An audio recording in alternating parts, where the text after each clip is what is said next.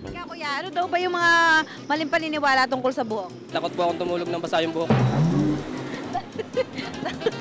Natakot ka na matulog naman sa buhok, bakit? Baka po masira yung ulo ko. Eh, ang sabi ng matatanda, pagka basa buhok, huwag mong tatalian. Dahil lalabo mata mo. Yung mga kalbo, kailangan dyan magpakiskis para magkaroon ng buhok. Kapag natitrim mo yung buhok, lalo siyang Gumaganda. maganda. Ay, pala kayo maganda na. Yan, Hindi nga eh, dahil di ko natutupa. Ano ba yung ilalagay nyo? Ang gamot ba yun? O chemical? O ano? Di, ano yun, parang... Araring pamada. Kaya lang wala siyang amoy. Araw-araw. Uwil lang yan. Owel. Owel. Ang pangalan, Owel? Kung kailangan nyo ng tulong sa family, pangkabuhayan, kalusugan, pati na beauty. Mga misis, ano ang isisigaw ninyo? Ano pa kundi kay Susan tayo, ang ating karamay at kaibigan. Always ready na pagkadaling lapitan. Everybody, ano ang isisigaw ninyo? Ano pa kundi kay Susan tayo, kay Susan tayo, kay Susan tayo, kay Susan tayo. Bagong pasyalan, na-discover namin. Welcome to Casa San Pablo.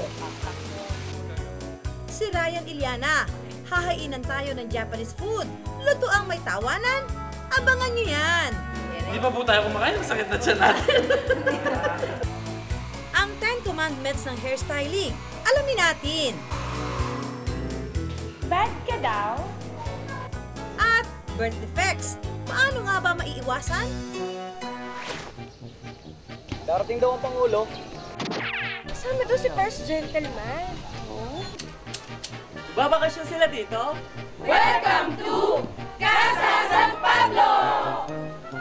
Okay, maraming salamat, no? Pero pasensya na, kailangan ko nang mauna. Mike, tara na. It's time to relax, no?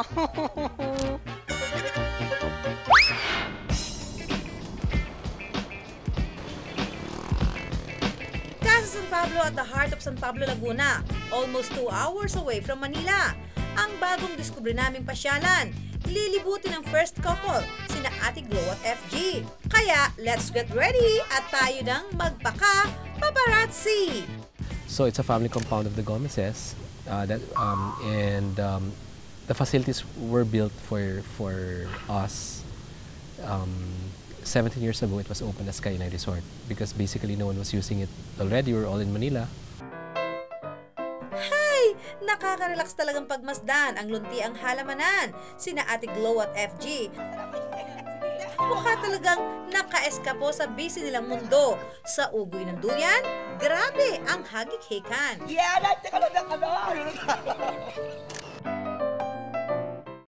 FG, binobola lang daw si Ate Glow?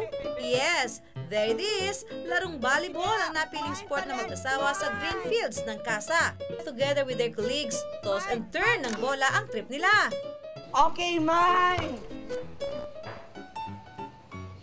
Teka, asan yung mga kalaro ko? Bahala ko na sila. Ano? First couple naghabulan sa damuhan? Wonder Woman! Sus, frisbee lang naman. Sige, madam.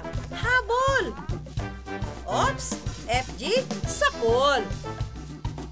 Oy, naku, mahal, Mike! Ang puso mo! Ang puso mo! Kung si Bata the Magician at si Elcano champion pagdating sa bilyar, dito, anong tawag mo? Oo naman, bakit hindi kayo makapaniwala? Kaya ko to. Panoorin nyo, ha?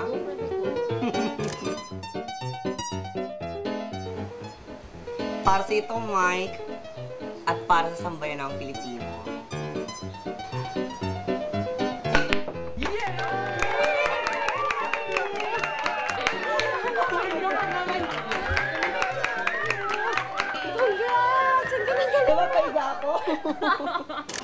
Ito pa ang nasilip ng aming kamera, ang kwarto na mag-asawa na pangdalawahan. Very homey na, murang-mura pa. 1,900 ang isa.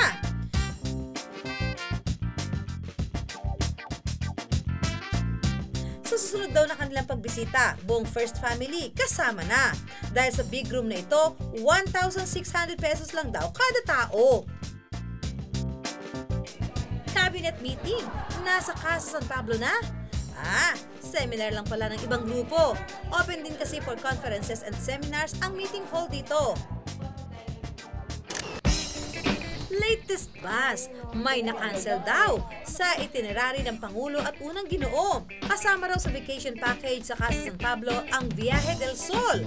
Pwedeng pasyalan ng mga sikat na karatig lugar tulad ng Villa Escudero sa Chaong, Quezon at Kusina Salud ni Patis Tesoro sa San Pablo City mismo. Pero susunod na lang daw ang biyahe na ito. Bakit kaya? Nasaan nga ba ang mag-asawa? Sa dining hall? Aba, wala! Swimming pool pang bata? Wala rin. Ayon, FG, huli ka. Tawa ng tawa mag-isa. Madam Gloria o Gloria Labandera. Aba, feel na feel ha?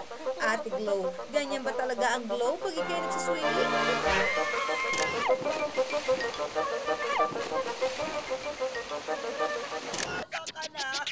At dahil nag-enjoy nga raw ang first couple sa kanilang bakasyon, ipapapublish daw ang pictures nila sa Casa San Pablo.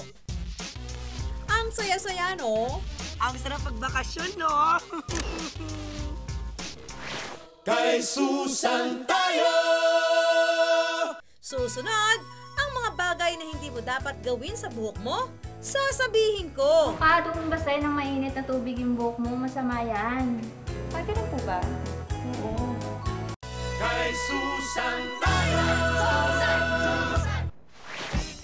Hair so smooth, shiny, and perfect. Pero madalas, No!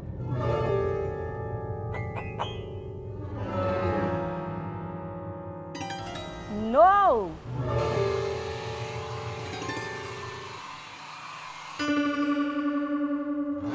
No! kaya isang araw, Ganda kita talaga. Oh no! Oh no! oh no talaga. Kaya today, we will share with you some hairstyling no-nos. Number 1, Huwag bunutin ang buhok. si Jasmine, 27 anyos. Kung ang iba, pag tinatanong kung ano ang kanilang hobby, ang sagot, My hobby is watching TV. My hobby is surfing the internet. si Jasmine, ang hobby niya, My hobby is pagbubunot ng buhok. Dito, ang kate. Tanggalin mo. Patay na buong ate nagsimula daw ang lahat ng high school nang napagtripan siyang bunutan ng buhok ng kanyang pinsan. Adik na alik ako sa pagbubunot ng buhok kasi masarap siya. Pag nangangati yung anit ko, ang sarap niya pag natatanggal. Ay! Dami patay na buhok! Tanggalin mo. Hindi dapat bunutin ang buhok natin dahil ito'y nagkakos ng hair loss. At ang follicle ng hair ay maaring hindi na maging active. Hairstyling no-no number 2. Huwag araw-araw mag-blower at magplansya ng buhok. Nakakasira daw kasi ng buhok ang madalas na pag-expose nito sa init ng plancha o blower. Bad ka daw? Nagkakos ng dryness, nagbe-brittle din, and kasi masyadong mainit yung plancha and yung blower. So nagkakos yung natural oil natin na nawawala sa buhok. Hairstyling no-no number 3. Huwag pag-iwalayin ng split end. Yan naman ang ugali ni Jonalyn. Sa edad na 12, matindi ang kanyang pagkahumaling. Hindi sa crush niyang boylet, kundi sa paghihiwalay ng kanyang split ends. Pakiramdam mo masarap. Pag-iwalay-walay yung split ends. Mahilig din siyang magtali ng buhok kahit basa pa ito. At dahil madami siyang split ends, gigil na gigil itong si Jonalyn na sila'y paghiwalayin. Again, this is a no-no pala. Kasi pag pinaghiwalay yun, ninipis siya. So nagbe-brittle yung hair natin. So ang dapat gawin sa mga may split ends is i-cut yon para hindi na umakyat pa yung split ends. Hairstyling no-no number 4. Para sa may kulay ng buhok, be extra careful. Para sa mga colored or bleached hair, major no-no ang madalas na exposure ng buhok sa araw, pool, or beach. Kasi yung mga colored hair or yung mga bleached hair, kapag na-expose yun sa sun, yung ultraviolet na nanggagaling sa araw, mabilis siyang papasok. So yun yung nagkukos ng frizziness or yung parang nagkikinky siya. Kaya tuwing summer, you girls have to wear protective covering para ang hair hindi masyadong mag-suffer. Hairstyling no-no number 5. Don't put spray net or styling gel every day. Taglay daw kasi ng spray net at styling gel ang ilang strong chemicals na pwedeng makadamage sa buhok. Pag araw-araw kasi tayo naglalagay ng chemical sa hair like styling gel or spray net, nakaka-dull ng hair to. And then, nagkukos din to ng dandruff, lalo na kapag hindi siya nababanlawan maigi. Hairstyling no-no number 6. Don't tie your hair when wet.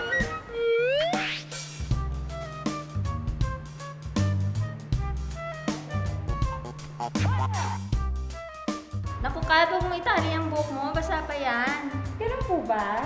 Oo. Kapag tinali kasi natin yung hair natin ng basa, tapos sobrang higpit pa yung pagkakatali, nagkukos to ng split ends. Isa rin yun sa cause. Tapos nagiging, alam yung patay na buhok, nagkukos din yon. And then, nagkakaroon ng body yung hair natin. Bukod pa riyan, hindi raw dapat masyadong mahigpit ang tali ng buhok. Nakakasira din daw ito sa forma ng hair mo. Okay, I will listen it. Hairstyling no-no number 7. Don't comb your hair when wet. Agree. Kapag basa kasi ang buhok, mas brittle ito at mas madaling maging falling hair. Hoy, Kat, huwag mo suklayin yung buhok mong basa. Masama yan. Ganun po ba? Mas maganda kapag before maligo, suklayin muna siya ng wide tooth comb. So, para kapag after na maligo, soft na siya, madali na siyang suklayin. Hairstyling no-no number 8. Iwasang gumamit ng mainit na tubig sa buhok or else. Ang rason? Dahil sa mataas na temperatura, pwedeng mawala ang natural oil ng hair at maaari maging dahilan ito ng pagkakaputol-putol ng buhok. Naku, Kat, huwag mong basahin ng mainit na tubig yung buhok mo. Masama yan. Pwede na po ba? Oo. Hairstyling no-no number 9. Huwag maglagay ng conditioner sa anit. Bakit kanyo? Simple lang naman. Dahil nakaka-dandruff kasi yan. Oh no, dandruff, kadiri! Kasi ang conditioner para lang sa buhok, hindi para sa scalp. Kasi yun na nagiging cause ng dry scalp. Or minsan, pag hindi siya nabanlawan maigi, yun din na nagkukos ng dandruff. So, ang advice na lang is sa dulo lang ng hair, lalo na doon sa may mga damage area. So, doon talaga magko-concentrate. And hairstyling no-no number 10. Huwag gumamit ng di dapat na pangkulay sa buhok tulad ng agoksidada at patayulit. Siyempre, ayaw mo maging dry and damage ang hair mo. Siyempre naman. Kaya iwasan mo ang mga chemical na ito. O ano girls, sana'y natandaan nyo ang ating top 10 hairstyling no-nos. Para maiwasan mo ang hair na ganito. Pangit! At para maging ganito lagi ka perfect and shiny ang hair mo. Kay Susan tayo! Susunod, Japanese food. Madali lang po. Feeling ko tuloy nasa Japan tayo. Mabubusog lang tayo sa katatawa. Nakalaki ng katawan, sumo wrestler. Sumo wrestler? Hindi ko suot yung outfit ko eh. Gusto mo mabibad na? Pakita ka nga eh. Kay Susan tayo! The newest big man in comedy. Ako, dami lang kain. Kaya damit, kakasya sa akin. Ang sumo wrestler na sidekick ni Shintaro sa Takeshi's Castle. Ayan. Maganda. Halika, dapat sige, maganda dito tong ka. game na to, Maganda to. At ngayon, ang bonjing na si Ping sa Just Joking.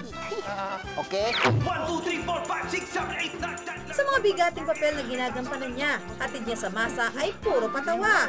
Bumibilis na yung suntok ko, no? Ha? Hindi yung suntok mo. Halina. Guno ka. Gulang ka. Sabi ko, may bilis na yung ano. May bilis yung chan niyo.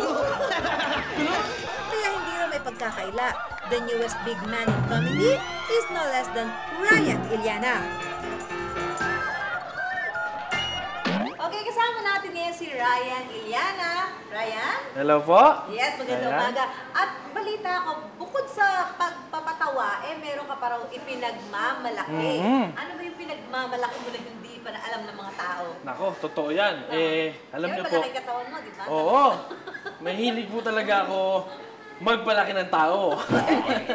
Dahil ano po, kung di niyo po natatanong, graduate po ako ng HRIM, Hotel and Restaurant Institutional Management sa College of St. Louis. Aba! Ang younger brother ni na Anjo at Jo Marie napabayaan sa kusina. May alam pala pagdating sa kusina. Kaya sasampulan daw niya tayo ng mga kinahihiligan niyang pagkain. Mushi-mushi ano ne? Ang una niyang putahe, California Maki. Madali lang ba yan? Ay, madali lang po. Feeling ko tuloy nasa Japan tayo nito. Ano ba tawag sa ganyang kalaki ng katawan? Sumo wrestler. Sumo wrestler? Hindi ko suot yung outfit ko eh. Gusto niyo ba magaganda? Pakita ka nga eh. Hindi sumo wrestler sa sagahanda o sige. Meron din po akong samurai. Sa paghahanda ng Japanese food na California Maki, kailangan daw ng sushi rice, nori o Japanese paper, kani sticks o crab sticks, mangoes, lettuce, mayonnaise, at ebiko o itlog ng hipon. Ang importante po una is maghugas ng kamay. Okay. Kasi ang kamay po ang gagamitin natin sa pagluto niya. Siyempre, mahirap pagpain. Oo. Iayos lang ang rice sa Japanese paper. Samahan ng mangga. Hindi pa po tayo kumakain, masakit na tiyan natin. Lagyan ng crab sticks. Pahira ng mayonnaise. And then put the lettuce. Just roll and roll and roll. Yan! Opo. Parang kaning tinubuan ng gulay. Maganda po kayo nalabasan. Ang ganda. Sa kabudburan ng ebiko for more Japanese flavor. Kung ginawa mo sa bahay, pwede mo nang kainin ng ganyan. Huwag mo na i-cut. Diretso subo. Diretso subo. Pag ako po ang kakain yan, diretso na. Wala nang makakatikim na iba na. Sa presentation pa lang, nakakatakam naman talaga ang California Maki. Lalo na kung may sausawa na sasamahan pa ng luya at wasabi to spice it up. Wako masabi! Ang susunod po natin ay ang kani salad. Okay. Ayan po. Magsasalad naman po tayo. Kasi kailangan... Talaga ano ka sa pagkain na? Conscious ka ba? Conscious talaga. Ano palang ganda ng katawan? Ay, syempre naman. Kita naman po. Hindi ko na kailangan pagmalaki. Ayan po. To prepare Japanese kani salad, mag-ready ng kani sticks, sliced cucumber, lettuce, Caesar romaine, salad dressing, at ebiko. Ayan po, unahin po natin ang gulay natin. Tanggalin po natin ang tubig. Tapos, pagsasama-sama nyo lang po lahat yan.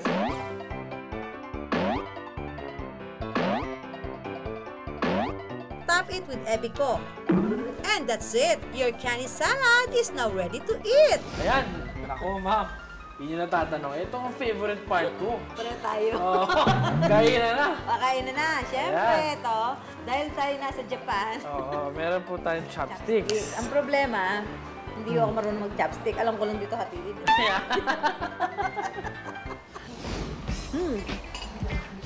Swak na swak. Very healthy. Yeah, my favorite. Dahil binubusog mo kami sa katatawa at sa iyong mga hinanda, ikaw naman ang bubusugin namin ngayon ng kung ano-anong chika. Ano weight mo? Bale nasa 200 plus. Siyempre talaga sa ganda. Opo. Nung maliit ka ba, napabayaan ka ba sa kusina? Hindi naman po. Doon lang po pinatulog. Payat po ako dati. Gaano kong kapayat? Bale... Ilan anong weight? Athlete po. Basketball. Nagbabasketball ka dati. Tapos, nung nag-HRM ka, so college ka na nun? College na. So, nakita mo yung pagtaba mo? Oo, unti-unti. Actually, hindi ko napansin. Unti-unti nang wala. Tapos may nagsabi sa parang malaki ka. Hindi, ganun pa rin ako. Hanggang sa, ba't di ko na masuot ang pantalong ko? Anong ginawa niya sa pantalong ko? Ano? Wala ka ba nag-iba masyado naging problema dun sa katawan mo? Na... Meron po akong nagkasakit po ako ng slip disc sa likod. At di ba usually yun ang pagka medyo mataba ka? Opo. Nag-reduce ka talaga? Tinatry ko bumaba. Kasi ang hirap po talaga pag puyat ka. Pero may mga exercises ka ba? Meron po, bale, stationary bike ako. Okay. Jogging. Bawal po eh. Kasi Okay. sila sa likod. Ay, oo. Nare-reduce naman yung ano mo. Yung weight ko, babalik na naman. Yung dalawang kapatid mo, medyo, lalo na si Jo Marie, medyo matinik sa babae. Ikaw ba matinik ka na sa babae? Malaman po ako sa babae. Hindi po ako matinik. O syempre, kung ikaw ang big man ng comedy, dapat meron kang may ka-love team. Kasi pag naisip mo na ka-love team mo, yung, kasi mo, sexy mo rin. Kay test bomb na po tayo. Okay, so Ryan, ito may papakilala ko sa'yo, ha? Tingin ko bagay na bagay ito. Parang Talaga po? ka-love team mo. Naku, may excite ka dito. Okay? Hi, Ryan. Diyosa. Ryan, si Diyos. Diyos, Hi! Ako si Ping! Hi. Hi! Oh, paano Ryan? Iwanan na kita. Sige po! Bye-bye! Sige po. O, Diyos, bahala ka na kailangan. Hi, Diyosa! Gusto mo maglaro tayo? Hindi, laro na tayo suntukan. Gusto mo? Sige na! Sige na! Okay, ikmauna ka na! Kay Susan tayo! Susunod, takot ka bang magka-birth defect ang iyong dinadalang baby? Meron pa akong kapatid na na hindi nakakapagsalita. Pipi siya nung pagkapanganak pa. Kinatakot ko baka maging ganun din yung baby ko. Kay Susan tayo! Buntis na dulas. Ang anak paglabas, magiging pingas. Buntis na mahilig lumaklak, magiging mentally retarded ang anak. Sakit na herpes sa preggy mommy. Posibleng makabulag kay baby? Mga sabi-sabi tungkol sa pagdadalang tao ni Mami. Alin nga ba ang dapat paniwalaan at alin ang imbento lamang? 4 na buwan na ang dinadala ni Sheila. Ingat na ingat daw ito sa kanyang pagbubuntis para masigurong safe ang kanyang baby. So kapag labas ng baby ko, ano siya malusog, yung walang kapansanan. Pero hanggat hindi pa raw niya nasisilayan ng anghel na isisilang, hindi raw matahimik ang kanyang kalooban. Meron pa akong kapatid na na hindi nakakapagsalita. Pipi siya nung pagkapanganak pa. Kinatakot ko baka maging ganun din yung baby ko. Bulag, pipi, bingi, at iba pang kapansanan. Paano nga ba maiiwasan ang mga kinatatakutang birth defect? Bilang buntis, talagang malaki ang responsibilidad ng isang ina. Kasi whatever happened to you, may indirect effect sa baby. Sa first trimester o unang 3 buwan daw ng pagdadalang tao, nagaganap ang organogenesis o organ formation ng sanggol. So yung tinatawag natin mga teratogens, ito yung mga agent that can affect the baby. Pagka natamaan ka ng mga agent na ito during the formative or organogenesis period, pwedeng magkaroon ng pagbabago sa fetus. Pero dapat daw may iba yung pag-iingat sa buong 9 na buwan dahil marami pa rin ang posibleng makaapekto sa inyong pagdadalang tao. Tulad ng pag-inom ng gamot, may ilang medications gaya ng anticonvulsants at yung may tetracycline components na masama raw ang epekto sa organ formation at brain development ni baby. Mabisang gamot para sa acne ang Accutane, pero hindi ito pwede para kay baby. Kaya pinapayong humingi muna ng clearance sa inyong OB-GYN bago magpa-facial treatment. Ngayon, yung mga usually or commonly used by pregnant women, like yung mga acetaminophen, biogesic, vitamins, allowed yan. Yung sa antibiotics naman, yung mga ampicillin. So in short, may mga gamot na pwede, pero may mga gamot na talagang bawal na bawal din. Para raw makasiguro, dapat ikonsulta muna sa inyong OB-GYN ang anumang gamot na iinumin sa buong panahon ng inyong pagdadalang tao. Ang alcohol abuse o palagi ang pag-inom ng alak ay sinasabing isang dahilan din ng growth at mental retardation at iba pang facial deformities sa sanggol. Yung ethanol, yun ang pinaka nasasabing nakaka-affect especially sa brain. Sa bawat hinit naman ni Mami ng Yossi, nagkukulang daw sa oxygen ang iyong kawawang baby. Kaya posible raw ang premature delivery, low birth weight, o di kaya'y pagkalaglag ng inyong dinadala. Kung epileptic naman si Preggy, malaki raw ang posibilidad ng pagkakaroon ng malformation kay baby. It's not the epilepsy but the medication that they have to take. Wala kang choice. Pagkabuntis, ang priority ang mommy. No? Ibig sabihin, they have to take the medication. Wala kang magagawa. Mas maraming birth defect naman daw ang kinakaharap ng batang ipinagbubuntis ng inang may diabetes. It has something to do sa metabolism ng sugar. It could, affect yung ng katawan ng mother, no? Kaya nagkakaroon ng ganung effect. Ganun din daw kung magkaroon ng measles ang Preggy Mami. German measles, that's one virus that could really harm the fetus, no? Microcephaly, yung ophthalmologically blind, talagang grabe ang defect.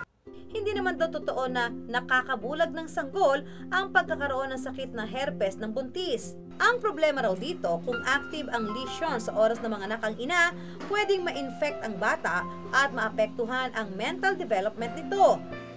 Wala ring relasyon ng pagiging pingas ni baby sa pagkakadulas ni Mami. Iba-iba raw ang dahilan ng facial deformities pero hindi ang pagkakadulas. Sabi nila, pag magpinsan o kamag-anak ang mag-asawa, abnormal daw ang magiging supling. Hindi naman, walang relasyon yun. Wala pong relasyon. Incestuous lang pero yung sa birth defect, wala.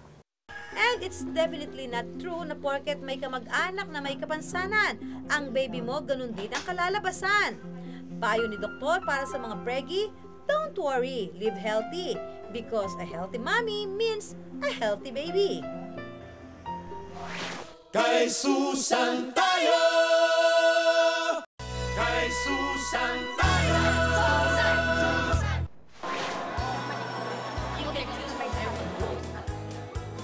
Kapuso, nasaan ka nung June 24? Kami, nasa KST Beautylicious Fair sa SM San Lazaro. Dinagsana naman ang mga kumari natin ang event na ito. At magandang tanghali. Mamaya marami pa po tayong pagsasaluhang kasayahan sa atin mong Beautylicious Fair. Magandang tanghali po. May free Beautylicious service mula sa F Salon, let's face it, at Reyes Haircutters.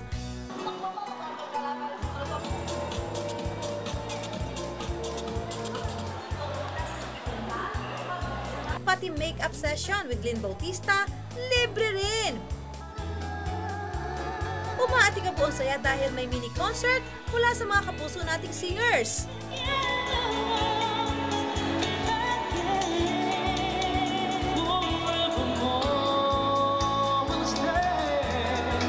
At hatawa sa sayawan kasama ng Battle Crew Breakdance Group.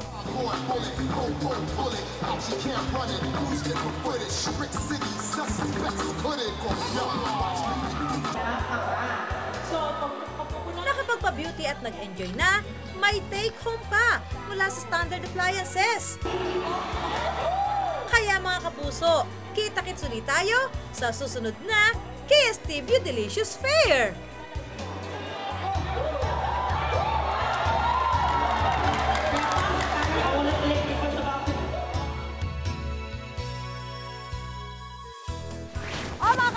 Kita-kita ulit tayo sa susunod na linggo para sa mga kwentong hitik sa kaalaman, nakalilibang at kapaki-pakinabang. Ako po, si Susan Enriquez, ang kumari nyo. Tandaan, bu-beauty ang buhay nyo dahil tuwing linggo, kay Susan tayo! Manong, let's go! Kay Susan tayo!